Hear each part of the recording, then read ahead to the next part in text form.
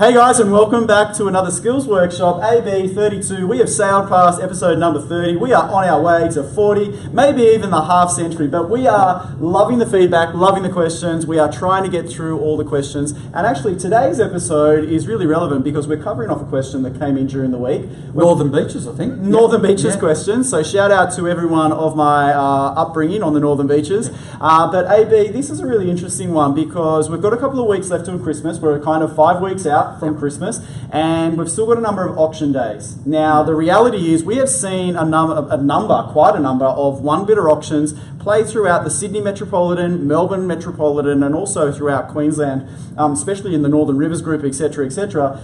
AB, one-bidder auctions. Yep. You had a recent example as the auctioneer. Yes. I've had a few examples as the auctioneer. Let's work through your example first and foremost, because I think it's very evident that deals are still happening, premium prices are still being achieved, even if you only have one bidder or one buyer that's formally registered and wants to buy the home. Can you play out what you recently experienced a couple of weeks ago? Because I think it's an important one for everyone, and it actually does cover off the question that came in from the Northern Beaches. Yeah. Well, firstly, I think what we need to do is change our language a little bit, because one-bidder auctions are just auctions, right? I started my real estate career in the late 80s, early 90s. One-bidder auctions were very good auctions, right? So at this point, if you've done everything right during a campaign, followed up every single inquiry, conducted world-class open for inspections, met with your vendor at least once a week face-to-face, provided them all the data. Now, if you've done all of that and you end up with one very good buyer on the auction day, you've got to educate your vendor around that that's not a bad position to be in, because if you don't, what's going to happen is your vendor will get into the headspace of, you know what, the auction campaign's been a failure. Yeah. They will convince themselves that the property's not going to sell on the day, and they'll be less motivated and will be waiting for some magic dust to be sprinkled the following week, which is never going to happen, right? So what I tell my vendors is, Troy, it's not like there's 10 people waiting around the corner for this property to pass in, and then suddenly, after 10,000 web views, 60 people through, 8 contracts out, 3 changes to the contract and 1 registered buyer, that they're suddenly going to come knocking on the door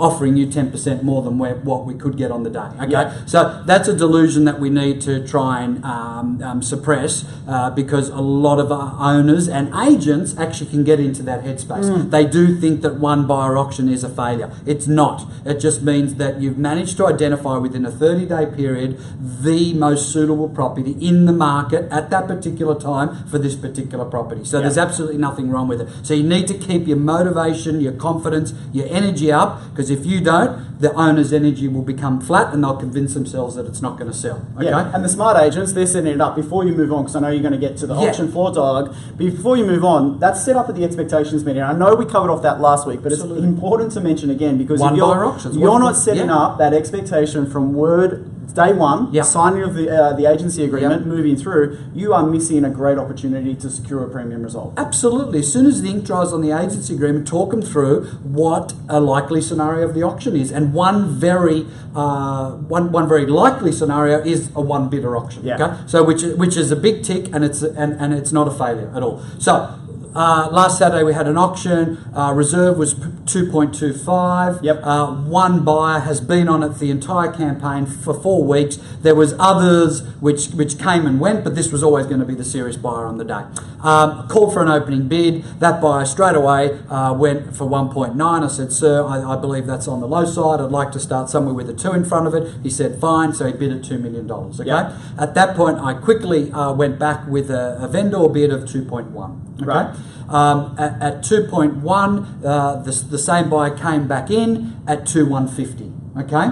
At that point, obviously, we paused and sought instructions, and we had a chat to the owner, and the owner said, "Look, if I can get 2.2, I will sell the property." Right. So we went up to the buyer. I actually showed them the reserve price of 2.25. I don't have an issue with that at all. I think that that's transparent, and made it very clear to that buyer that the owner will come off that 2.25 reserve and will sell it to you right now for 2.2. The buyer said, Adrian, that's great, but why don't I just wait till it passes in, number one, and number two, why would I bid against myself? And my response was, Troy, let's just assume for a moment that we're in a private treaty environment and that you've offered 2,150, the asking price is 2.25. The ball is now in your court. You can actually own the property and put your head on the pillow tonight knowing this property is yours by increasing your offer to 2.2. And let's do that now while we're under auction conditions, while the auction's live, because frankly, once the property passes in, if it does pass in, I feel that my vendor will dig her heels in at the 2.25 asking price. Right. And at that point, we're also going to open up the property to other buyers. Yep. He said, Adrian, that makes sense. Let's do it. Increased his offer to 2.2, got a confirmation of that, knocked the hammer down, and the buyer was delighted, the vendor was delighted, and obviously we were delighted as agents. So how did you approach it? I mean, obviously you got a lot of insight and intel from the agent talking about who that buyer was. You knew who they were. You were intimately kind of connected, that you understood where their price was before the auction started, so you knew you had that leveraging power. And I guess that's a question that we have for everyone that's watching this video is, how close are you to your buyers? Do you really know where their expectation is around achieving the result, and how are they actually going to go about doing that, regardless of whether they're the only person there or they're competing against other people? Second part of that, Adrian, you obviously have very transparent dialogue and honest dialogue, and that's obviously a process that you've implemented over the years that you've been a very successful agent and a very successful auctioneer. While the vendors may not have wanted to hear what you were saying, they actually took you as the professional and understood that it was to get them a premium result. That's right. When you were talking to them, was there anything specifically that you emphasised about the process that you could go back and actually say to the buyer as well? Look, I think the beauty of an auction environment, it's got a sense of urgency around it, both for the vendor and for the buyer. Now, the thing is, once that sense of urgency is over, then it's a bit deflating after that. And you know what? I've seen vendors who have said, you know what, I'm going to stick to my reserve price. Yeah. I've seen buyers say, you know what, I'm going to stick to my 2,150, let's call it. But in that sort of slightly more higher pressure situation, by keeping the auction live is important, because even the agent at that point, Troy, was saying to me, let's just pass it in at 2,150. I said, look, let's just give it an extra 60 seconds. Yeah. We've got the luxury of the auction environment, you know, on our side. Let's just keep the intensity up and the urgency up. Not that we're trying to trick buyers, not that we're trying, I mean, that dialogue, as far as I'm concerned, is very sensible dialogue to the buyer. So let's just assume we're in a private treaty situation, because really we are in a private treaty situation, just happens to be a live auction. Yeah. And we've got the vendor on one side, we've got the buyer on the other side. The buyer's a bit lower, the vendor's a bit higher, and we found a sensible medium that everyone was happy with. Yeah. So I think being very transparent with your buyers and your vendor is really important. So I always had the luxury of being the agent and the auctioneer, so I had a high degree of intimacy with the buyers. So what I do now as an auctioneer, and what I recommend to everyone listening to brief their auctioneer, is during the registration process, introduce yourself as the auctioneer to every buyer. Yeah. So I will always go and sit down next to the agent as they're registering. In fact, sometimes if there's multiple registrations, I'll do registrations myself as the auctioneer. I personally like to meet the purchaser and thank them for registering, number one. Yep. Number two, introducing myself as the auctioneer. Number three, wishing them the best of luck with the auction process. I think that intimacy, I think, is vital. Otherwise, the alternative to that, Troy, as we all know, is the auctioneer races in 2 minutes before the auction, pops up in front of everyone, starts calling for numbers. It's arguably one of the most critical, important jobs of actually selling the property, and it's really underestimated. So having a degree of intimacy with your vendors and your buyers, regardless if you're the agent and the auctioneer or you're using an auctioneer, it doesn't really matter.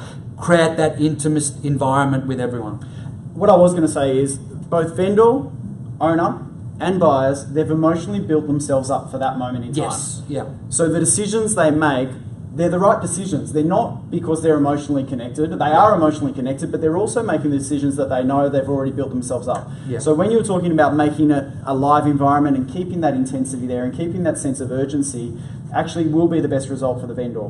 So that great dialogue as well that you could use with the vendor is something along the lines of what you just mentioned. Listen, we're in an environment that the buyers actually built themselves up over the past 4 weeks. They've emotionally been connected to the property. They've made changes to the contract. They've brought family members through. They've come through 3 times. They've got a building and pest inspection. All key indicators to say that they're emotionally engaged. They're here to buy the property. Yes. we need to make a decision now so they don't walk away and get remorse. Yes. Right? So it's really important to see that come through. Anything else, Adrian, before we wrap up? Because I know this was only going to be a short episode. We wanted to make it really relevant because we do only have 4 weeks left of auctions. I know some of you have started booking for the 22nd of December. Yes. That's kind of scary, the fact that we're almost thinking about the end of the year, but there's still an amazing amount of opportunity to get some fantastic results, and also using this kind of dialogue and signing campaigns up for the next year, I think is very important as well. Definitely. I suppose the only thing I can stress on, Troy, with the auction process is don't be seduced by the negative media into thinking that auctions are not successful.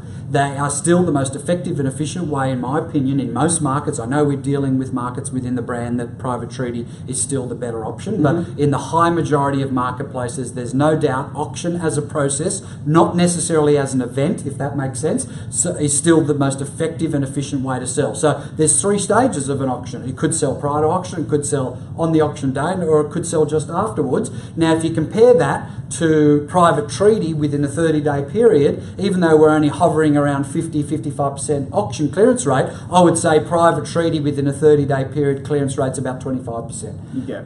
Absolutely. Well, days on market, we always see that as an indicator between auction, private treaty or private sale. For our friends in Victoria, they don't use the word private treaty, private sale, but it's all right there for you. Hey guys, listen, we've covered off a lot of content, a lot of dialogue in this episode. If you want to ask any questions at all, make sure you email Adrian or myself. We will be back again next week, episode number 33, coming to you live on a Friday morning, skills workshop in your inbox before 9 a.m. because we know that a lot of sales teams have been watching it on the Friday morning sessions. Guys, looking forward to seeing you again on our podcast, on the Skills Workshop, and also on the webinars that we've been hosting with John McGrath every Monday and every Thursday towards the end of the year, because we want to make sure the rest of 2018 is a huge success, and 2019 we want you guys to have your best year ever. He's not bad, that John McGrath guy. He's all right. I do carry the conversation a lot. We were laughing about that off. No, I'm just kidding, JM. You're absolutely on fire with those webinars, and I wish we could listen to them time and time again, and you can by not going bad to for the a rookie, internet. hey? Guys, we'll be back next Friday. Thank you so much for tuning in. Enjoy the weekend. Good luck for those that are selling properties this week, having open for inspections, or also conducting auctions. We look forward to seeing you again next Friday. Bye for now.